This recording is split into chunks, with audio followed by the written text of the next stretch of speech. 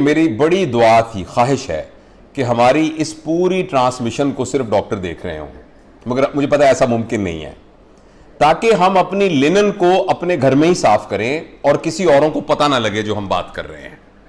تو جتنے ہمارے نان ڈاکٹر ہیں نا، مہربانی کر کے اپنے کان بند کر لیں، ہم آپ سے بات نہیں کر رہے، ہم صرف ڈاکٹروں سے بات کر رہے ہیں۔ اور وہ بات یہ ہے کہ اگر پبلک کا یہ گلہ ہے تو یہ گلہ بہت حد تک درست ہے۔ ہمارے پروفیشن میں بہت عظیم لوگ ہیں، بہت اچھے لوگ ہیں، جن کی زبردست کمیونیکیشن سکلز ہیں، جن کا اخلاق بہت اچھا ہے، لیکن ہمارے بہت سے بھائی اور بہن ہیں جو کہ اس معیار پر پورے نہیں اترتے۔ اس سارے کے اندر میں ان کو قصوروار نہیں سمجھتا، صرف اور صرف وہ اس لیے کہ پچھلے 10-20 سال کے اندر ہم نے اچھا ڈاکٹر بنانے کی محنت نہیں کی۔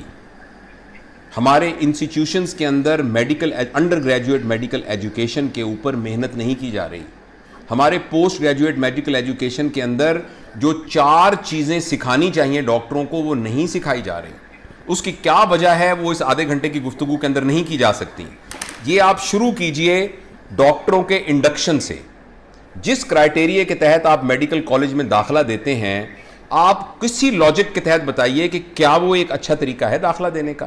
صرف ایک ہے کہ آپ کے نمبر جو ہیں وہ 1000 میں سے 998 آ جائیں تو آپ کو داخلہ مل جائے گا۔ کیا ڈاکٹر بننے کے لیے صرف نمبر چاہیے ہوتے ہیں؟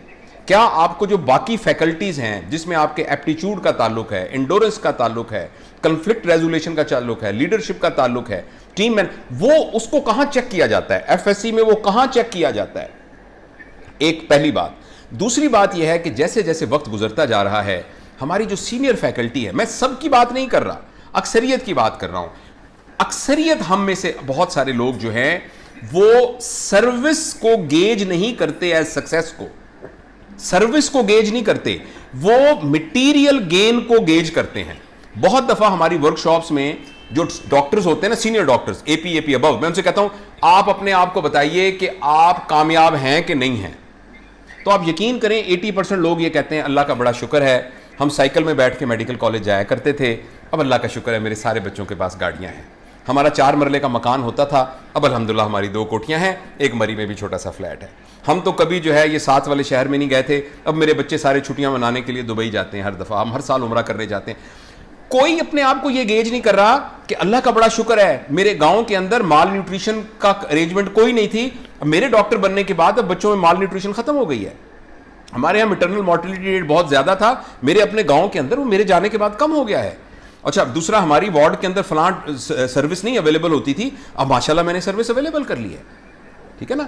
تو یہ انفارچونیٹلی پچھلے بہت کچھ عرصے سے 10-15 عرصوں سے جو ہمارے رول ماڈلز ہیں، وہ رول ماڈل اکثریت، اگین میں معافی مانگ کے کہتا ہوں، ہمارے بڑے عظیم استاد موجود ہیں جو جن کے پیروں کی مٹی سے ہم نے کی برکت سے ہم نے سیکھا ہے سارا، میں ان سب کو سلام پیش کرتا ہوں، لیکن اوور آل ٹرینڈ کے اندر مٹیریلسٹک اپروچ زیادہ آ گئی، جس کی وجہ سے رول ماڈلنگ ختم ہو گئی۔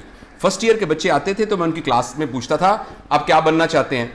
تو ایک بچے نے کہا میں نیورو سرجن بننا چاہتا ہوں۔ میں کہا کیوں؟ کہتا جی اس لیے کہ وہ بہت امیر ہوتا ہے۔ اب یہ وہ بچہ ہے جس کو آئیڈیلسٹک بات کرنی چاہیے، چاہے وہ جھوٹ بھی کرے، وہ آئیڈیلسٹک بات کرنے کی بجائے کہہ رہا ہے کیونکہ نیورو سرجن بہت امیر ہوتا ہے اس لیے نیورو سرجن بننا چاہتا ہوں۔ تو اس لیے چونکہ تربیت کا کوئی نظام موجود نہیں ہے۔ دیکھیں، میں آپ کو فواد اس بات کا پتہ ہے کہ ایجوکیشن صرف 4 چیزوں پر مبنی ہوتی ہے۔ نمبر 1 نالج، یعنی آپ کو پتہ ہونا چاہیے کہ رائٹ کارنری آرٹری کی انیٹمی کدھر ہے، وہ کون سی سرک کہاں سے جاتی ہے اور ایسے نوڈ کہاں، میں مثال کے طور پہ کہہ رہا ہوں، اس کی انیٹمی آپ کو پتہ ہونی چاہیے، اس کی فزیولوجی پتہ ہونی چاہیے، کارڈک سائیکل میں کیا ہوتا ہے، یہ تھیوری پتہ ہونی چاہیے، نالج۔ نمبر 2 سکلز، آپ کو پتہ ہو بلڈ پریشر کیسے لینا ہے، آپ کو پتہ ہے کیتھرائز آپ آپریشن کیسے کرنا ہے۔ تیسرے نمبر کے اوپر ہمیں ایٹیچیوڈ چاہیے ہوتا ہے، یہاں تک تو ہمیں بہت پہلے سے پتہ ہے، لیکن ان تینوں کے نتیجے میں ایک چوتھی چیز کا وجود بہت ضروری ہے جو ایجوکیشن کو مکمل کرتی ہے، اس کا نام ہے ویلیو سسٹم۔ ویلیو سسٹم کا مطلب ہے اقدار، ویلیو سسٹم کا مطلب ہے کیا صحیح ہے کیا غلط ہے، کیا صحیح ہے کیا غلط ہے۔ تو میں سمجھتا ہوں وہ تمام لوگ جو میڈیکل کالجز میں پڑھاتے ہیں، خاص طور پر ہم سب کو بہت ضرورت ہے کہ ہم رول ماڈل کریں اور اپنے نئے آنے والے ڈاکٹرز کو ان 4 چیزوں کے اوپر ٹرین کریں۔ اور اس کے لیے ایک لفظ ہے صرف, جو ہے ایمپیتھی. ایمپیتھی. میرے ٹرینی, اب یہ حارث اس بات کی گواہی دے گا, گلزار اس بات کی گواہی دے گا جو بیٹھے سن رہے ہیں, کہ الحمدللہ ہم اپنے بچوں کو یہ کہتے تھے کہ جس وقت آپ راؤنڈ کر رہے ہیں, اگر آپ کو ایک ضعیف آدمی ملا نظر آ رہا ہے لیٹا ہوا, آپ یہ سوچئے کہ اس کی جگہ پر میرے والد لیٹے ہوں تو میں کیا کروں گا. یہ ایمپتھی ہے بیسیکلی. یہ ممکن نہیں ہے ایسا, آبویسلی یہ تھیوریٹیکل بات ہے, وہ آپ کے والد نہیں ہیں, آپ کے وہ جذبات نہیں ہو سکتے, لیکن near to that, almost that, کہ اس جگہ پر. اسی طریقے سے اگر کوئی ینگ آدمی ہے تو میرا سکا بھائی اگر لیٹا ہوگا تو میں اس کے لیے کیا ڈیسیژن کروں گا, اور کیا اگر وہ مجھ سے 6 دفعہ پوچھے گا ڈاکٹر صاحب میرے ابو بچ تو جائیں گے, ڈاکٹر صاحب میرے ابو کو کچھ ہوگا تو نہیں, ڈاکٹر صاحب, تو میں یہ نہیں کہوں گا کیا مصیبت ہے یار, تمہیں 6 دفعہ میں سمجھا چکا ہوں.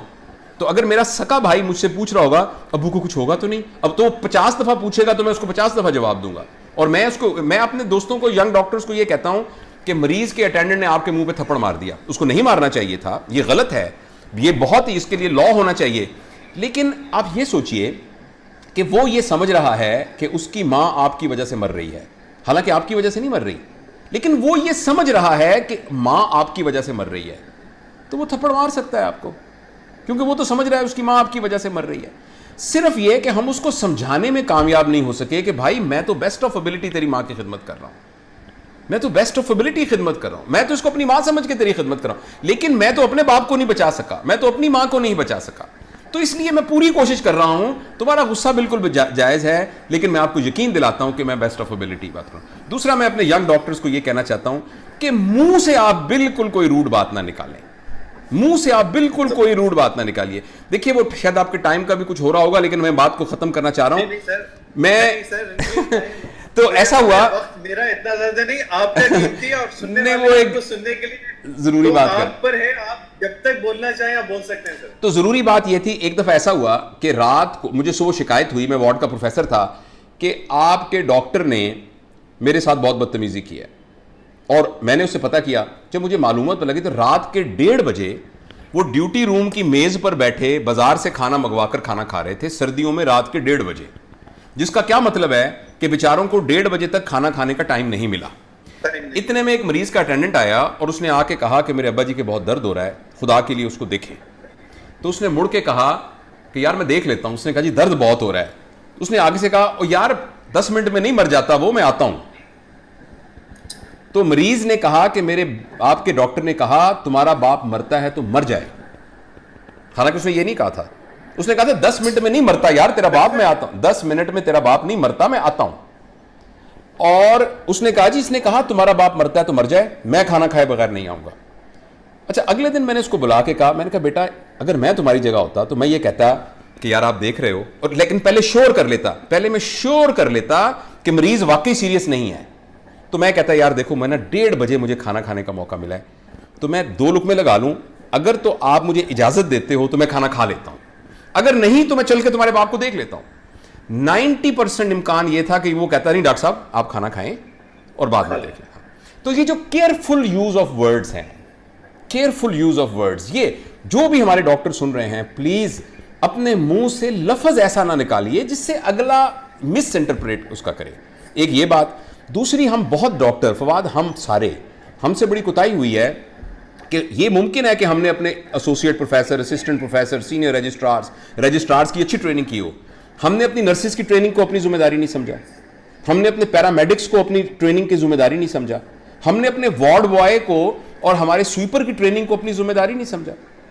یہ پروفیسر کی ذمہ داری ہے, وارڈ کے ہیڈ کی ذمہ داری ہے کہ اس نے خود نہ پڑھائے لیکن وہ ایک میکینزم بنائے. ہم کہتے ہیں نا جی وارڈ کے جو وارڈ بوائے ہیں وہ بدتمیزی کرتے ہیں, وہ مریضوں کو دھکے دیتے ہیں, کیا ان کو تمیز سے رکھنا کسی نے سکھایا ہے؟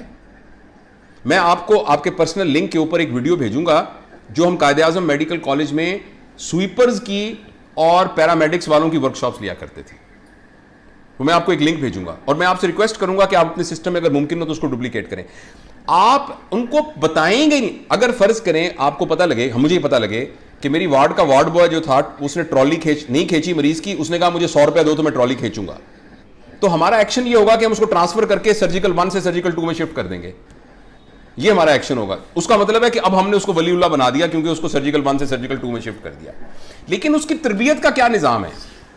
اکثر ہمارے یہاں اکیڈیمک کونسل کی میٹنگ ہوتا ہے, وہ کہتے ہیں سر آپ کو تو پتا ہے ہماری تو نرسنگ کیئر اچھی نہیں ہے. آپ کتنے سال سے پروفیسر ہیں, میں پوچھتا تھا, کہتے جی 30 سال سے. تو میں نے کہا 30 سال تک آپ اپنی نرسوں کو یہ نہیں سکھا سکے کہ ایک پیشنٹ کو آپریشن کر کے لانا ہے تو اس کو بیڈ سور کیسے پریونٹ کرنے اور اس کو شاک کو کیسے کرنا ہے. تو میں یہ سمجھتا ہوں کاش کوئی بھی ڈاکٹر کے علاوہ کوئی سن نہ رہا ہو اس کو, صرف ڈاکٹر ہی سن رہے ہو, کہ دیکھیے ہمیں سب سے پہلے اپنے گھر کو صاف کرنا ہے. ہمیں پبلک سے ڈیمانڈ کرنا ہے کہ ہماری ڈگنیٹی, ہمارا آنر, اس کا خیال رکھا جائے. ہمیں حکومت سے ڈیمانڈ کرنی ہے کہ آپ ایک ایسا لیجسلیشن قانون بنائیں کہ کوئی شخص گورنمنٹ کی پراپرٹی کو نہ توڑے, کوئی ڈاکٹروں کو نقصان نہ پہنچائے. ہم سب کو اس کے لیے فائٹ کرنی چاہیے, لیکن ساتھ ہمیں اپنے آپ کو بھی مینڈ کرنا چاہیے. اس لیے کہ ایک موٹر مکینک موٹر سائیکل کو ٹھڈا مار سکتا ہے, لیکن ہمارا کلائنٹ موٹر سائیکل نہیں ہے. ہمارا کلائنٹ ایک انسان ہے, جیتا جاگتا ہمارا انسان, ہمارا کنزیومر آف آور سکلز, جس کی فیلنگز ہیں, جس کے جذبات ہیں. اگر موٹر سائیکل ٹھیک نہیں ہوگا, خراب ہو جائے گا, تو موٹر سائیکل کی کوئی بیوہ نہیں گھر میں بیٹھی ہوگی, اس کے چھوٹے چھوٹے بچے یتیم نہیں ہو جائیں گے موٹر سائیکل کے. لیکن اگر ہمارا کوئی بندہ مر جائے گا تو اس کے بچے یتیم ہو جائیں گے, اس کی جو بیوی ہے وہ بیوہ ہو جائے گی. اور اس کے اپوزٹ, اگر کوئی موٹر مکینک موٹر سائیکل کو ٹھیک کر دے گا تو کوئی بھی یہ نہیں کہے گا میں ساری زندگی آپ کے لیے دعائیں مانگوں گا تہجد میں اٹھ کر کہ آپ نے میرا موٹر سائیکل ٹھیک کر دیا. لیکن ہم سارے کے سارے ان لوگوں کی دعاؤں کے سر پر چل رہے ہیں جو یہ کہتے ہیں ڈاکٹر صاحب میری امی پچھلے 40 سال سے آپ کے لیے دعا مانگ رہی ہے. تو یہ پریولیج حاصل کرنے کے لیے وہ سیکریفائز ہمیں کرنی پڑے گی. ہم موٹر مکینک کی طرح بیہیو کریں اور توقع یہ رکھیں کہ ہمیں ریوارڈ وہ والا ملے گا جو ولیوں والا ریوارڈ ہے, یہ ممکن نہیں ہے. تو میرا خیال ہے میں نے بہت بات کر لی ہے, تو ہمیں اس پر غور کرنا چاہیے. اپنی زبان سے کبھی بھی مریض یا اٹینڈنٹ کے ساتھ ہم نے روڈ نہیں ہونا, بس.